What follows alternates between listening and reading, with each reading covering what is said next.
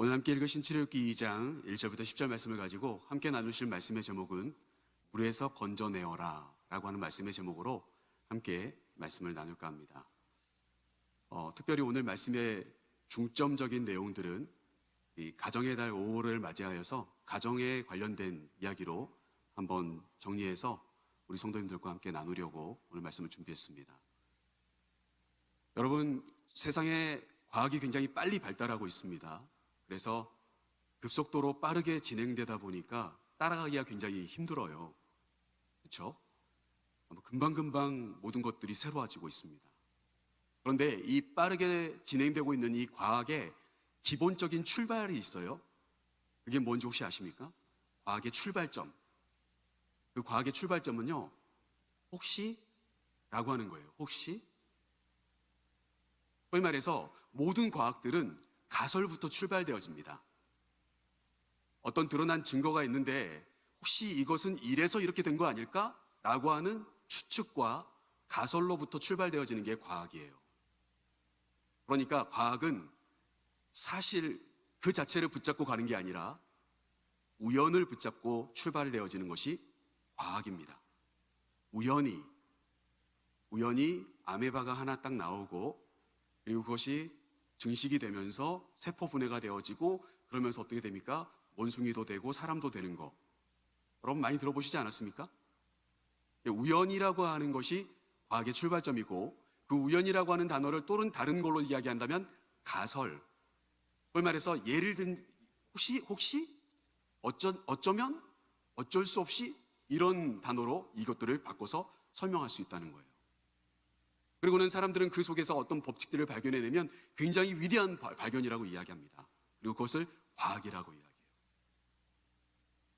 그런데 여러분, 성경이 이야기하고 있는 성경적인 관점에서의 혹시 어쩔 수 없이 이런 것들이 성경 속에 많이 등장합니까? 아니면 하나님의 뜻이 분명한 목적이 그리고 확실한 창조의 의미가 성경 속에 많이 등장합니까? 성경은 혹시 우연히 어쩔 수 없이가 아니라 반드시 꼭 하나님의 인도하심 때문에 하나님의 목적 때문에 라고 하는 것을 우리에게 소개해주고 있는 책이다. 그렇게 말씀드릴 수가 있어요. 여러분, 왜 갑자기 가정을 이야기하려고 하면서 이런 이야기를 하냐면 이 가정이라고 하는 것을 하나님이 창조하셨다는 거예요. 하나님께서 이 땅 가운데 주신 공동체가 두 가지가 있는데 하나는 가정이고 하나는 교회예요. 하나는 그러니까 구약 성경이 출발되는 시점부터 있었던 게 가정이고 신약 성경이 출발되어져서 예수 그리스도가 우리의 모든 죄를 사해 주시고 승천하신 다음에 성령이 이 땅 가운데 임하면서 출발된 게 뭡니까? 교회입니다. 그러면 이 두 가지의 공동체가 하나님의 손길에 의해서 하나님의 영으로 의해서 창조되었는데 그 창조가 혹시 어쩔 수 없이 우연히 창조되었다라고 말하면 안 된다라고 하는 이야기예요. 때때로 이런 말씀하신 분들 참 제가 많이 봅니다. 내가 왕년에는 잘 나가던 사람이에요. 그렇게 어딜 그렇게 잘 나가셨는지는 잘 모르겠지만 어쩌다 보니까 내가 이 인간을 만나서 이렇게 살고 있는 거지. 내가 이 모양으로 살려고 내가 한 게 아니고 어쩌다 보니 내가 이렇게 살고 있는 거지. 라고 하시면서 나는 원래 이런 삶을 살 사람이 아니에요 라고 자신을 설명하시는 분들이 굉장히 많아요. 저희 집에도 한 분 계세요. 멀리 갈 필요도 없어. 그러면 이렇게 이야기해버리면 뭐가 될까요? 지금 일어나고 있는 모든 일들이 내 탓이 아니라는 겁니다. 어쩔 수 없었다는 거예요. 그러니까 과학이라고 하는 것은 누구도 책임지지 않습니다. 누구도 책임지라고 말하지 않아요. 그런데 성경은 그렇게 말하지 않습니다. 하나님이 창조하셨기에 하나님이 맡겨놓으신 자가 사명자이고 그 자가 그곳에서 책임을 지는 자가 돼야 되거든요.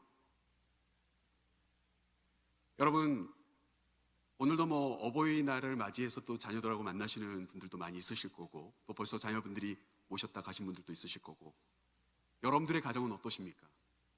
어쩌다가 우연히 이렇게 되어버리셨습니까?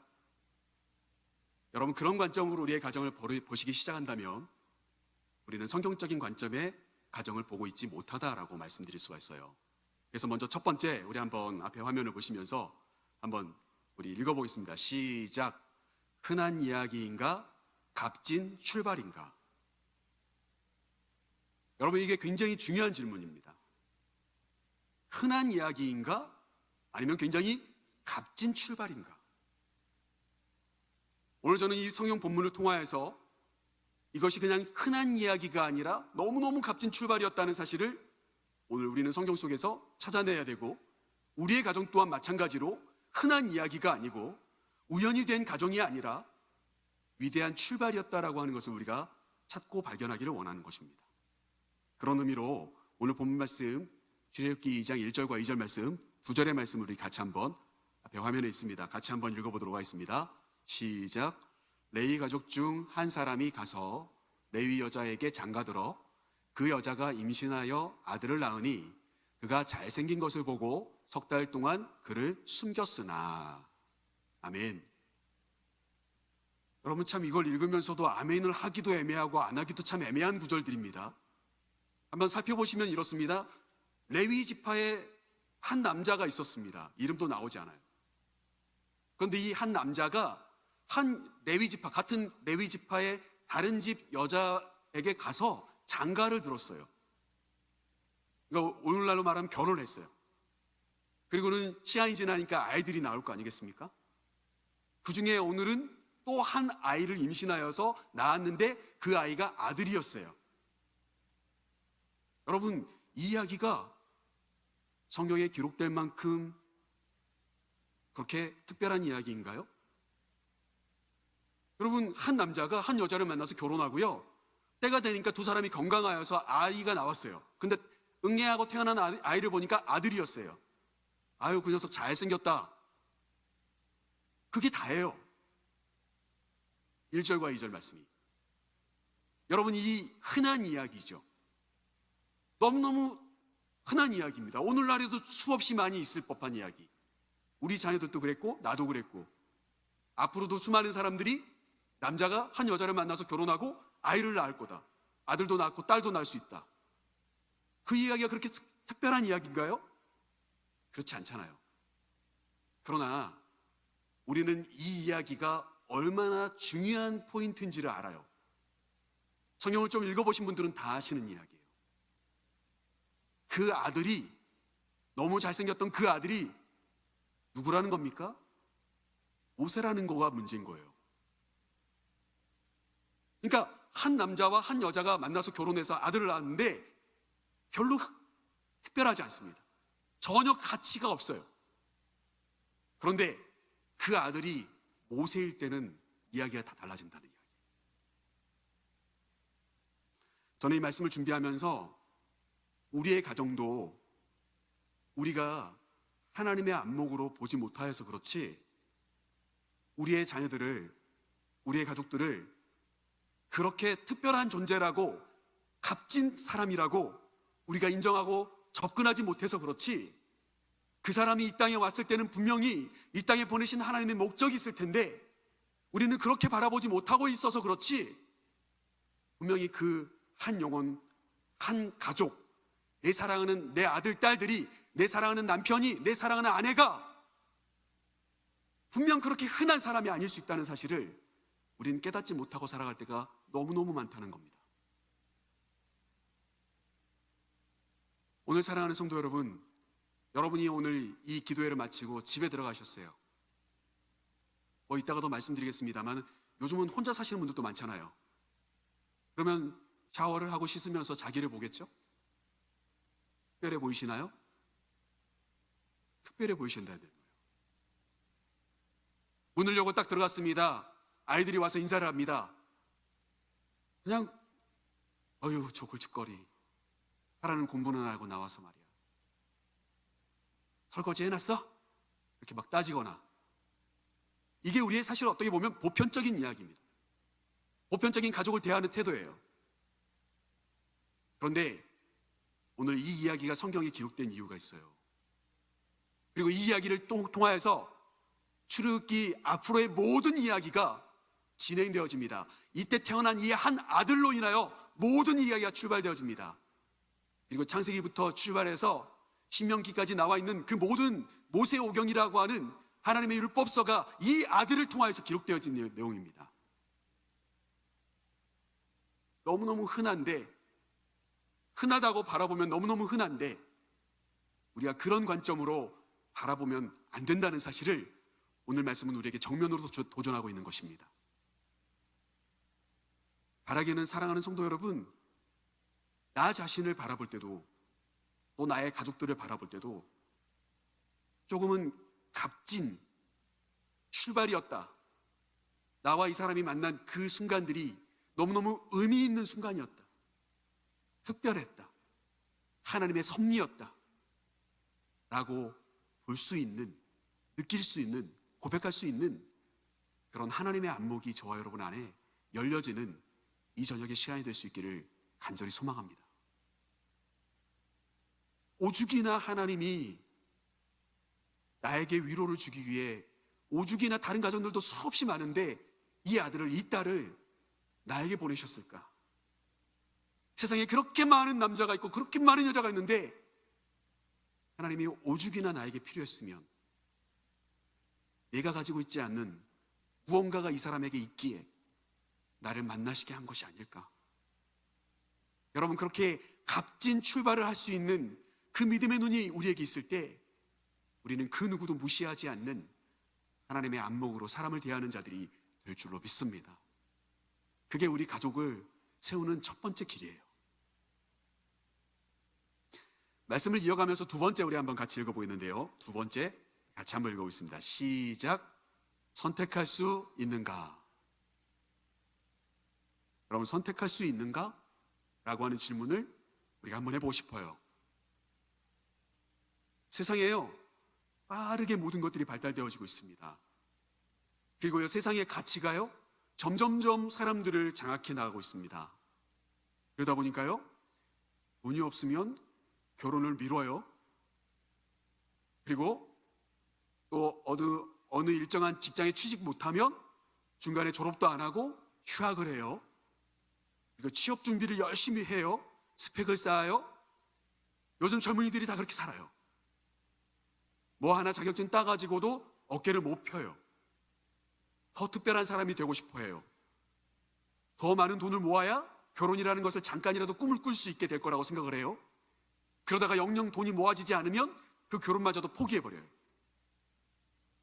요즘요, 제가 이 말씀을 준비하면서 우리 대한민국에 놀라운 변화가 있는데 이건 가정의 변화가 일어나고 있습니다. 예전에는 대가족이었잖아요. 그죠? 한 가정에 정말 안 좋게 말하면 사돈의 팔촌까지 같이 살았어요. 다. 저희 집만 해도 7남매니까요. 아버지 어머니가 합치면 9명이서요. 방이 4개인가 있는데도 항상 치열하게 살았어요. 한번 화장실 가려면 줄을 서야 되고요. 그리고 밥을 먹을 때도요, 내 숟가락인지 남의 숟가락인지 구분이 잘 안 돼요. 늦게 들어가는 날은 생선 한 토막이라도 못 얻어 먹어요. 그게 일상이었어요. 그런데요, 요번에 이 말씀을 준비하다 보니까 1인 가구가요 엄청나게 많습니다. 대한민국에 1인 가구, 100가구 중에요 30가구가 혼자 사시는 분들이에요. 이게 2019년 기준입니다. 그러니까 작년, 재작년 기준이에요. 혼자 사시는 분들이 100가구가 있으면 30가구는 혼자 산단 말이에요. 그런데 분포를 살펴보니까요, 남자들은 대다수가 20, 30대가 많아요.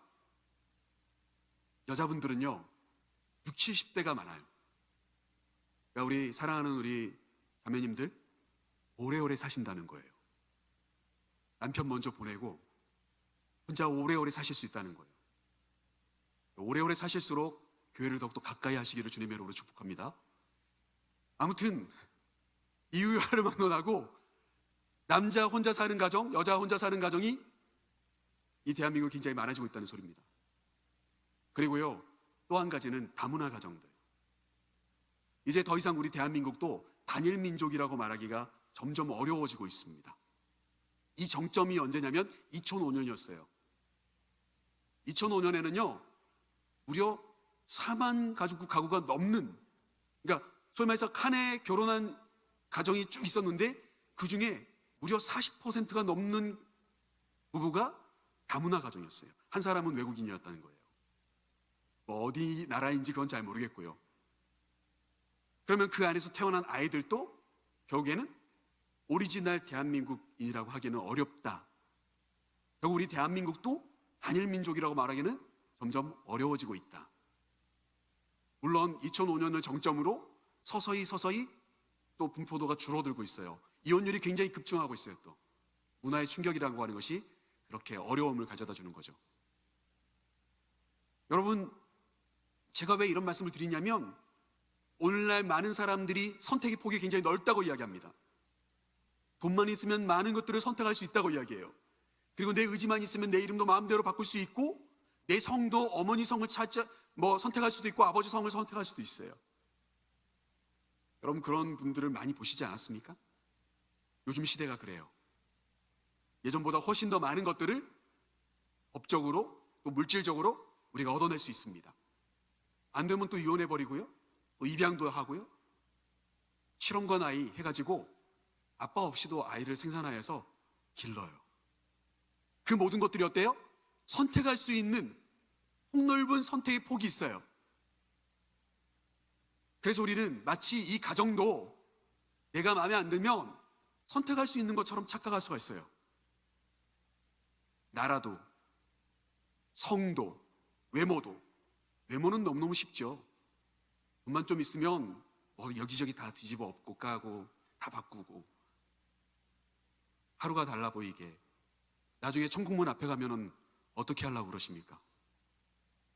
하나님도 못 알아보면 어떻게 하려고? 요즘 시대가 그래요. 그런데 많은 것들을 우리가 선택할 수 있다고 이야기하고 그 선택의 폭이 굉장히 넓다고 이야기하지만, 그러나 나는 나예요. 나를 이 땅에 응애하고 태어나게 하신 그 부모님의 그 혈액형과 그 기질과 그 습관과 그 문화에 내가 자유롭지 못해요. 아무리 외모를 다 뜯어 고치고 심하게는 성까지 다 갈아엎은다고 해도 남자가 여자로 수술하고 여자가 남자로 수술하고 막 이러지 않습니까? 그런다 하여도 겉은 그럴싸할지 모르지만 속까지, 근본까지 다 갈아엎지는 못한다는 거예요. 그 말은 뭘까요? 가족은 선택할 수가 없다는 것입니다. 절망입니까? 여러분, 그게 아니에요. 여러분, 오늘 본 말씀 한번 읽어볼까요? 오늘 본 말씀 2절 말씀을 다시 한번 읽어보고 있는데요, 2절 말씀을 한번 읽어보고 같이 읽어보겠습니다. 2절 같이 읽겠습니다. 그 여자가 임신하여 아들을 낳으니 그가 잘생긴 것을 보고 석 달 동안 그를 숨겼으나. 여러분, 아이가 응애하고 태어난 걸 보셨습니까? 저도 우리 딸아이들 태어난 거 봤다고 제가 말씀드렸죠. 아마 제 아내는 사경을 헤매느라 못 봤을 거예요. 그런데 저는 이제 봤어요. 그런데 하나도 안 이뻤어요. 이게 아들인지 딸인지 모르겠더라고요. 10달 동안 엄마 그 뱃속에서 양수에 가득 차 있는 그 공간에서 애가 통통 불어가지고 나오는데 조금은 실망스럽더라고요. 정말 예쁠 줄 알았어요. 막 딸이니까. 여러분, 저는 본문 2절 말씀은 그 부모님들의 관점이라고 생각되어져요. 모세가 태어났습니다. 아들이 태어났어요. 근데 그 아들이 너무너무 잘생겨 보였다는 거예요.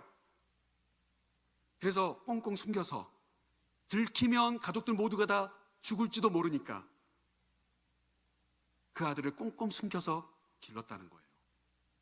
포기할 수 없었다는 거예요. 너무너무 잘생겼기 때문에.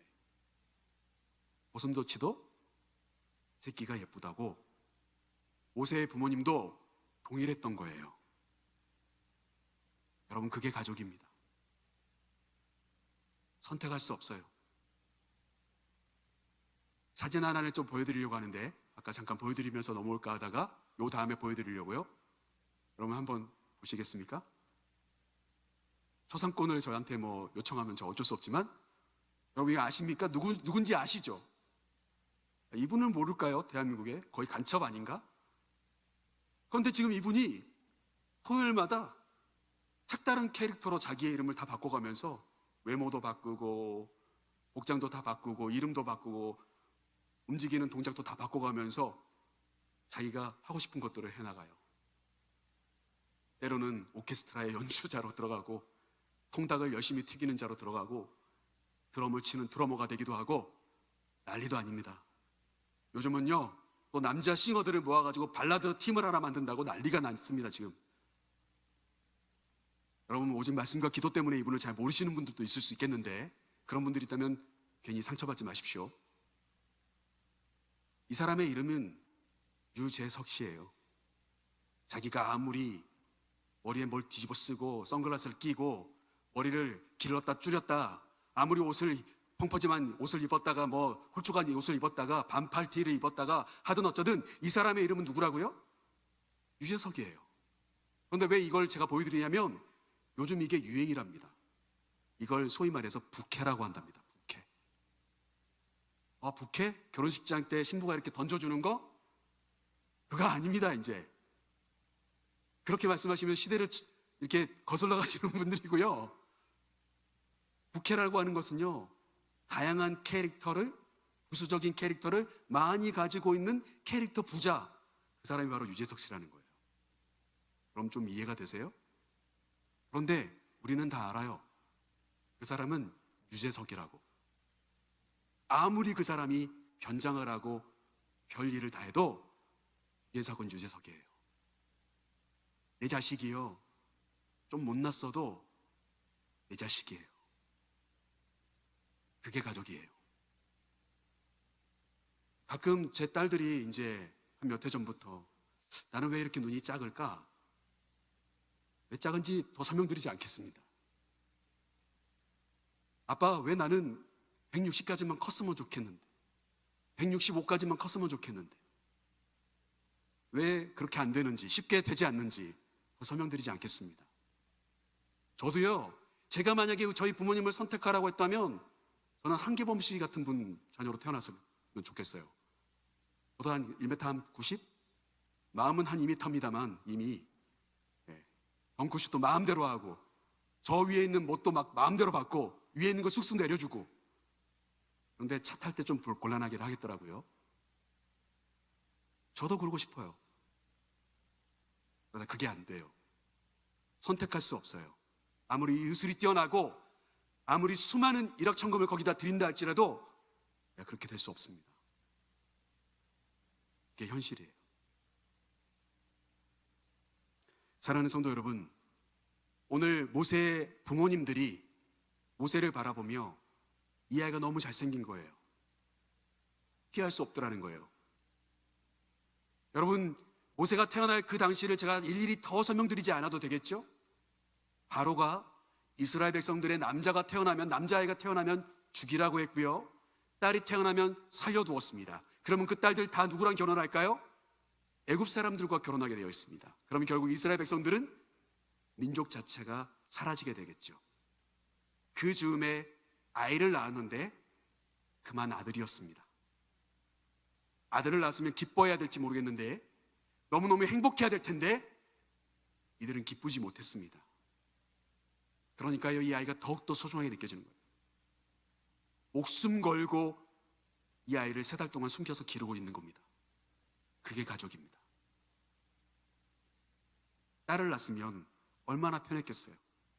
나 아들을 낳았어요. 그러나 하나님은 그 아들을 소중히 여기는 그 가족에게 모세를 보내셨던 거예요. 하나님의 일을 시작하시기 위해서. 그게 바로 하나님의 뜻입니다. 왜 하필이면 얘가 태어났지? 왜 원치 않은 자녀가 생겼지? 왜 너는 그 모양 그 꼴로 생겼냐? 그렇게 말하는 순간 우리는 하나님께 엄청난 원망을 하고 있는 것입니다. 선택이 아니에요. 세 번째, 우리 한번 말씀을 이어가면서 오늘 말씀을 통하여서 한번 읽어볼까요? 시작. 아군인가 적군인가? 여러분, 가족은 아군이어야 되겠죠. 그런데 아군이 아닐 때가 많아요. 오히려 가족에 의해서 우리의 성품이, 어긋난 성품이 자라날 때가 훨씬 많습니다. 건강하지 못한 아버지, 건전하지 못한 어머니, 건전하지 못한 가족 관계 때문에 마음에 상함이 있고 흠집이 나서 그것이 영원히 우리의 발목을 잡는 트라우마로 자리 잡게 되고 그의 일생을 항상 아킬레스건과 같이 결정적인 순간에 무너뜨리는 하나의 성품의 흔적들이 있어요. 어디서부터 출발된다는 겁니까? 가족부터 출발되어집니다. 너무너무 가까이에 있고요. 선택할 수는 없는데 기왕이면 나의 아군이었으면 좋겠는데 아닐 때가 있어요. 거절당하고 포기당하고 버림당하는 것 같은 느낌을 받을 때가 참 많다는 거예요. 그리고 그 작은, 말귀도 잘 못 알아듣는 그 순간에 느꼈던 그 작은 감정이 이 사람을 무기력하게 만들고 우울하게 만들고 무능력한 자로 만들어 버린다는 거예요. 얼마나 무서운 이야기인지 모르겠어요. 가족이 결코 아군이 아닐 때가 많다는 거예요. 저는 그래서 오늘 말씀을 중심으로 이 모세 가족들이 어떻게 했는지를 보면서 아군이 되어주자라고 하는 이야기를 하고 싶은 거예요. 오늘 본 말씀 3절과 4절 말씀을 같이 한번 읽어보겠습니다. 3절과 4절 같이 읽겠습니다. 시작. 더 숨길 수 없게 되매 그를 위하여 갈대 상자를 가져다가 역청과 나무 진을 칠하고 아기를 거기 담아 나일 강가 갈대 사이에 두고 그의 누이가 어떻게 되는지를 알려고 멀리 섰더니. 여러분 이 말씀을 좀 잘 보십시오. 이제 더 이상 이 아들을 낳아두었다가는 발각이 돼서 애굽 병사들한테 발각이 되면 가족 모두가 지금 곤란하게 되었습니다. 아기의 울음소리도 너무너무 우렁차고 이 아이가 엄청 힘이 좋은 아이였나 봐요. 도저히 감추어서 기를 수가 없어요. 그러면 포기해야 되겠지요. 버려야 되잖아요. 그래야 지금 남아있는 가족들이라도 다 살 수 있잖아요. 그런데 이 모세의 가족들은 쉽게 버리지 않았습니다. 오늘 말씀을 보면은요, 3절 말씀에 그를 위하여라고 설명을 하고 시작합니다. 응애응애 울어대는 그 아들, 그 애를 위해서 준비하는 것들이 있어요. 그게 뭡니까? 갈대 상자를 준비합니다. 그리고 안팎으로 역청과 나무진을 칠합니다. 소위 말해서 나일강에 이것을 띄울 건데 띄우면 바로 가라앉아 버릴까봐 방수 작업을 하는 거예요. 갈대 상자의 안팎을 방수 처리를 하고 있는 거예요. 물이 새어 들어오지 않도록. 혹시라도 누구든 이 아이를 살려서 길러줄 수 있었으면, 혹시라도 또 우리에게 다시 이 아이가 떠내려올 수 있었으면 이라고 하는 마음을 가지고, 그리고는 어떻게 하죠? 나일 강가의 갈대 사이에 그 아이를 몰래 넣습니다. 그리고 거기서 끝이 아니라 4절 말씀에 보니까 그의 누이였던 미리암이 그 갈대 상자를 주시하고 있어요. 여러분 이쯤 되면 포기한 게 아니라는 것을 인정하실 수 있지 않겠습니까? 외적인 환경은 더 이상 우리의 멤버십 안에, 우리 공동체 안에 들여올 수가 없어요. 그런데 어떻게 합니까? 그냥 포기하지 않았습니다. 그래, 넌 죽어야 돼 라고 내팽개치지 않았어요. 그 아이를 위해서 할 수 있는 최선의 것을 합니다. 그리고 그 누이는 그 갈대 상자를 시선을 집중하여서 보고 있습니다. 여러분, 모세의 가족은 환경이 주는 그 고난 가운데서도 모세에게 아군이었어요. 포기하지 않았다는 거예요. 사랑하는 성도 여러분, 저 여러분이 가족들을 대할 때 어떻게 대하십니까? 나는 나 자신을 어떻게 대하십니까? 나를 위하여, 내 자녀를 위하여, 우리 또한 마찬가지로 오늘 이 저녁에 갈대 상자를 준비하기 위해서 그 갈대 상자의 안팎으로 성령의 기름 칠하기 위하여서 그 갈대 상자에 이 아이를 담고 하나님이 지켜달라고 주목하면서 내 가족을, 내 자녀를 위해 기도하시는 이 저녁이 될 줄로 믿습니다. 그런 마음으로 모이신 줄로 믿습니다. 그게 진짜 가족이라는 거예요. 그게 아군입니다. 말씀을 마치면서 마지막 네 번째로 같이 가보겠습니다. 제가 보겠습니다. 네 번째 같이 한번 읽어보겠습니다. 시작. 경제적인 안정이 있으면 행복한가? 여러분,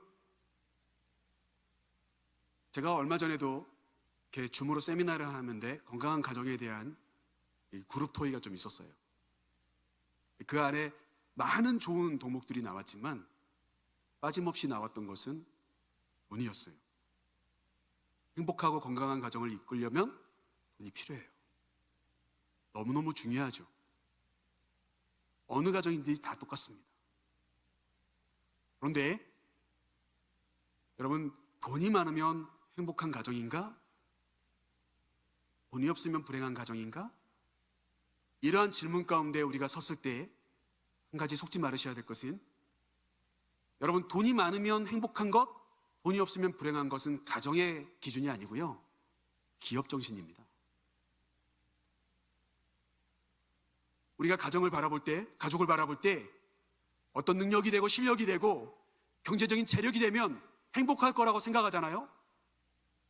그 순간 우리는 가정이 아닌 거예요. 기업 정신이에요.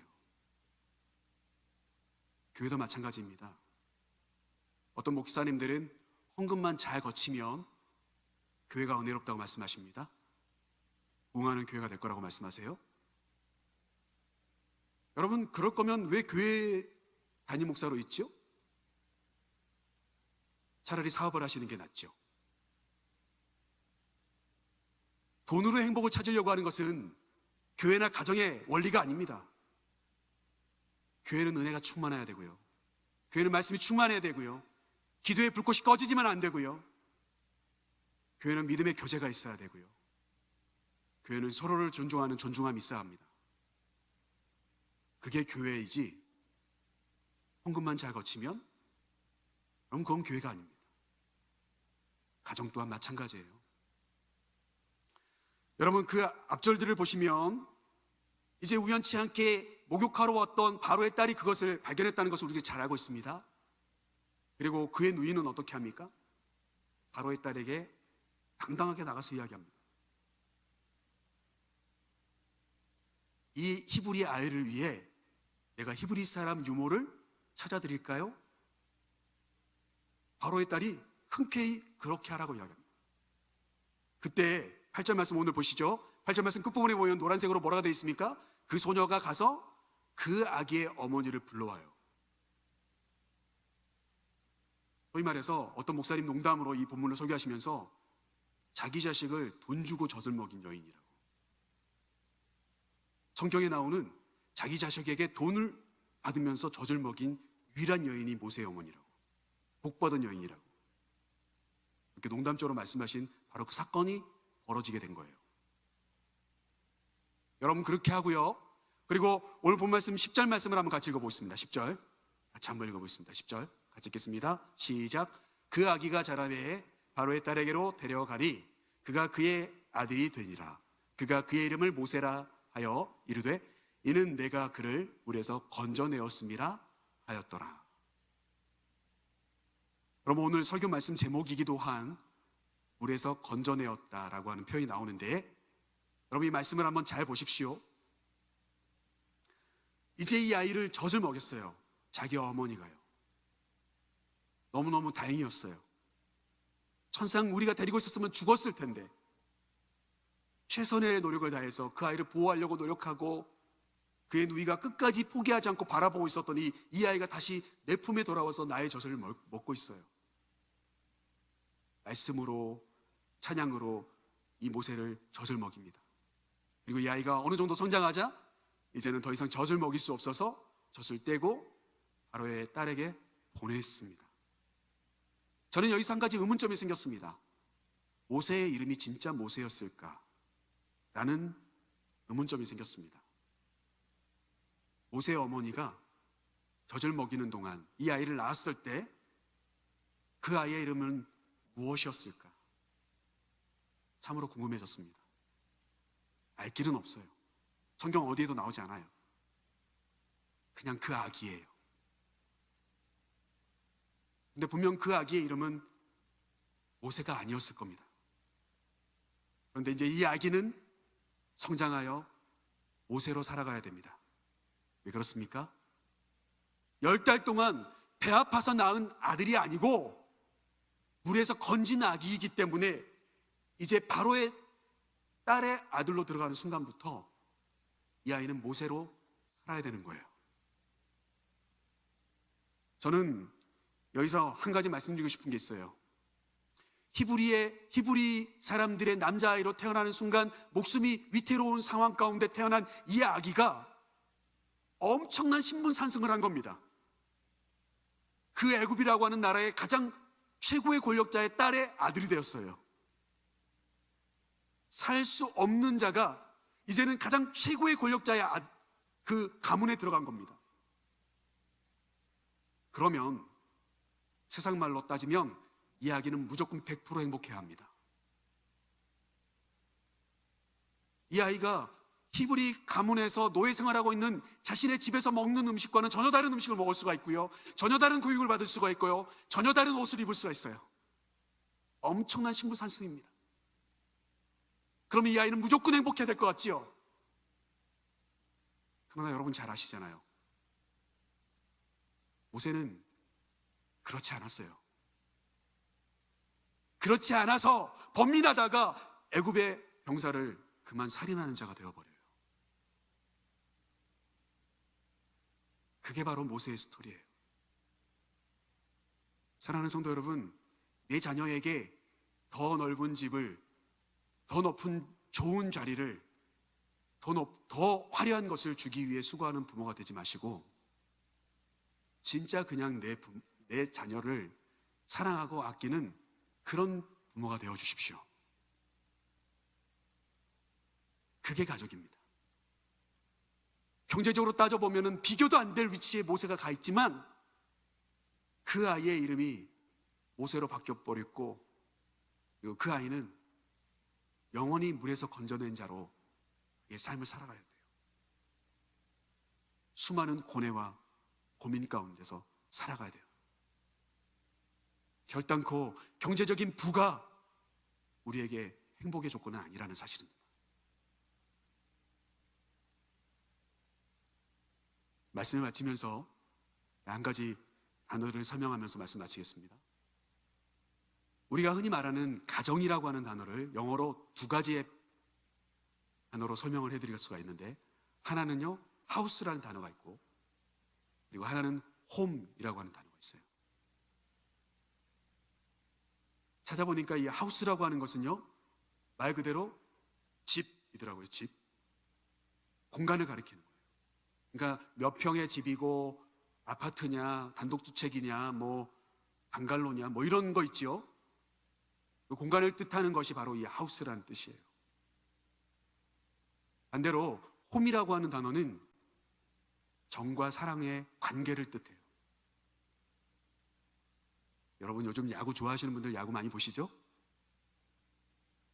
야구 좋아하시는데 딱 때려가지고 담장 넘기면은 홈런이라고 합니다.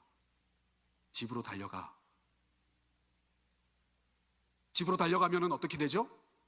홈런 그래가지고, 야구 안 좋아하시죠? 죄송합니다. 홈런 그래가지고 한 바퀴를 돌아서 홈플레이트를 딱 밟는 순간 어떻게 하죠? 막 물 뿌리고 막 때리고 막 그렇습니까? 물 뿌리고 때리기도 하는데 막 화가 나서 그런 게 아니라 기뻐서 하이파이브하고 잘했어, 너 대단해, 네가 정말 짱이야. 그게 뭐예요? 그게 홈런이에요. 집으로 달려와. 사랑하는 성도 여러분, 저와 여러분의 가정에 우리 자녀들이 세상에 어떤 일들을 겪고 저희 집으로, 우리 집으로 이 아이가 들어올 때 저 여러분 어떻게 해주시면 좋을까요? 집으로 왔잖아요. 하우스가 아니라 홈이에요. 그럼 어떻게 하면 되죠? 박수 쳐주고 잘했어, 잘했어, 너 멋져, 하이파이브하고 격려해주고 안아주고, 그게 집인 거예요. 그게 가정인 겁니다. 시험 못 봤다고 혼내고 야단치고 너는 도대체 인생 어떻게 살라고 그렇게 빌빌거리냐, 때로는 집 밖으로 나가면서 엄마 아빠 찾으면은 저 인간 또 용돈 달라고 부르는구나, 이렇게 대하지 마시고요. 세상에서 비난받고 조롱받고 대접 못 받던 내 자녀가 내 가정에 들어올 때만큼은 하이파이브 해주고 환영해주고 잘했어, 수고했어, 네가 짱이야.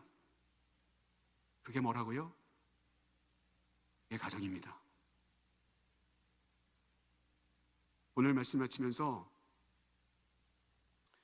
히브리인 부모였던 이 가정의 여러 가지 환경적인 제도나 여건은 이 아들을 감당할 수 없었어요. 그래서 어쩔 수 없이 갈대 상자에 넣어서 물에 띄울 수밖에 없었습니다. 이 아이가 물에서 건져낸 자가 자기의 일생의 이름이 되어버렸습니다. 그게 모세의 경험이었어요. 그 모세의 경험이 나중에 이스라엘 백성들이 혼란 가운데 빠져 있었을 때 자신들의 진짜 정체성이 무엇인지를 모르고 애굽에서 종살이만 하다가 인생이 끝나는 그런 민족으로 전락해버린 그들을 그 혼돈 가운데서 건져내어 줄 수 있는 자가 될 수 있었다는 사실이에요. 사랑하는 성도 여러분, 우리의 자녀들이, 우리의 가족들이 우리의 가정 가운데서 겪는 그 크고 작은 그들의 경험들이 하나님 손에 들려주는 순간 그들은 민족을 건져낼 수 있는 자로, 민족의 자기의 경험을 그대로 반영할 수 있는 자로 세워지게 될 줄로 믿습니다. 그런 자녀를 우리가 소중히 여기고 그런 사람으로 우리가 가족 가운데 함께 어우러질 수 있는 것, 그게 바로 믿음의 가정인 것입니다. 사랑하는 성도 여러분, 물에서 건져내어진 모세의 이름이 갖고 있는 그 이중적인 구조를 여러분 가슴에 새기시면서 내가 어려움을 당해보고 내가 거절당해보고 내가 아파봤기 때문에 내 자녀의 그 아픔과 상처를 싸매줄 수 있는 부모가 될 수 있잖아요. 거절당하지 않게 해줄 수 있지 않습니까? 기도해 줄 수 있지 않습니까? 응원해 줄 수 있지 않습니까? 그런 부모가 되실 수 있는, 그런 자녀가 될 수 있는, 그런 앞으로의 영적인 리더들이 될 수 있는 그런 우리 사랑하는 영도성결교회 훌륭한 믿음의 리더들이, 또 부모님들이 다 되시기를 주님의 이름으로 간절히 축복합니다. 기도하겠습니다.